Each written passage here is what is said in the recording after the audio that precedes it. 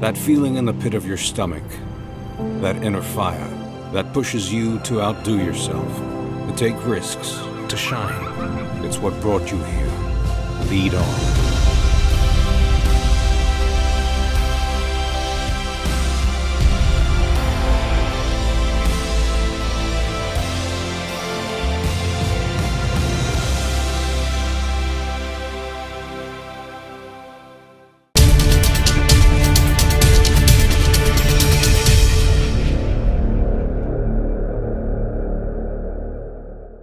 Nous sommes heureux de dire qu'on a eu environ 600 000 visiteurs en 3 jours, ce qui est énorme et qui comprend évidemment des repeateuses, des gens qui sont venus 2 jours et des gens qui sont venus 3 jours.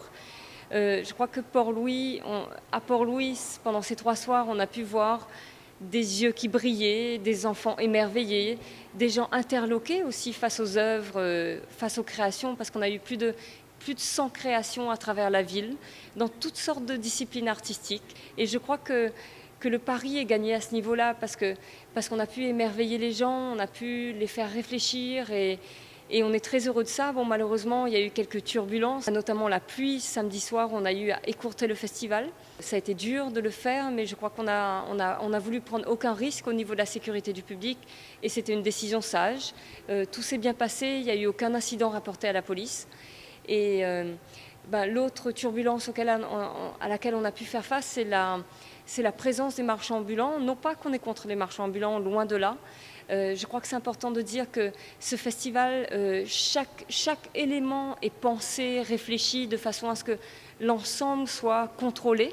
Et on ne peut pas se permettre en fait d'avoir des choses non contrôlées et qui ne tombent pas en fait sous notre responsabilité pendant l'événement. Et là, en début d'année, on avait approché la municipalité pour avoir une stratégie envers les marchands ambulants, en leur disant peut-être qu'on pourrait les accueillir dans des rues, mettre de la lumière, mettre des marquises, des tables. Et malheureusement, les lois en vigueur empêchaient la municipalité d'agir à ce niveau, ce qu'on peut tout à fait comprendre. Mais 2 semaines avant, les autorités ont invité les marchands ambulants à venir. Et donc les marchands ambulants ont été dans des zones où la lumière n'était pas forcément contrôlée, où le crowd management n'était pas forcément contrôlé. Donc même si tout s'est bien passé, je pense qu'on pourrait améliorer l'expérience du festivalier à ce niveau-là et avoir en fait des collaborations complètes avec les autorités de façon à ce qu'il n'y ait pas de surprise et de façon à ce que tout se passe merveilleusement bien. Même si on a des impacts au niveau de l'éducation, au niveau de l'environnement, au niveau social, au niveau culturel et aussi au niveau économique, ça reste un festival qui est un festival culturel et non un festival commercial. Alors au niveau de la gestion des déchets, on travaille avec les autorités, notamment avec la municipalité sur cet aspect. De notre côté, on avait prévu 400 poubelles sur le parcours.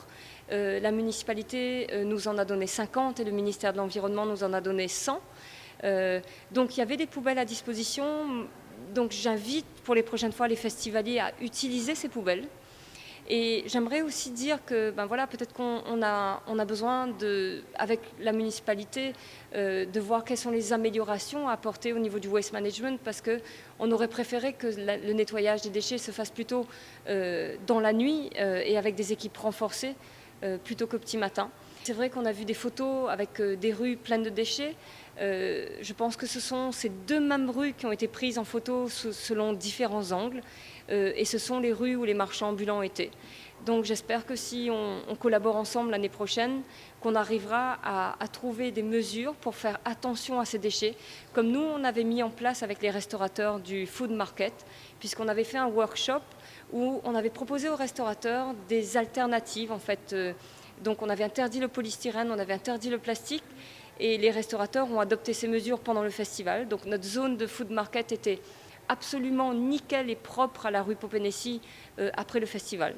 Alors le budget total de l'événement en 2015 était de 30 millions pour 40 000 m².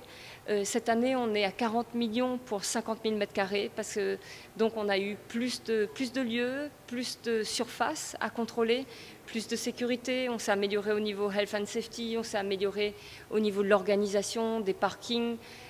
Donc c'est un budget qui est important. mais je crois que c'est un budget qui finalement, quand on le regarde et qu'on le découpe, il est très raisonnable en fait, puisque je pense que ce festival coûterait 2 fois plus si on n'avait pas l'aide de tous les partenaires qui nous ont offert énormément de services gracieusement. Depuis 6 mois, on travaille déjà sur le festival de 2017 et sur les actions qui vont être menées en 2017. Donc c'est 1 an et demi de préparation quand même. Et on vous promet un très beau thème. Et on attend là d'analyser en fait tous les retours qu'on a, que ce soit au niveau des festivaliers, des partenaires, pour pouvoir mieux penser, pour pouvoir s'adapter aussi à toutes ces remarques que l'on reçoit. Et donc on promet de continuer l'aventure.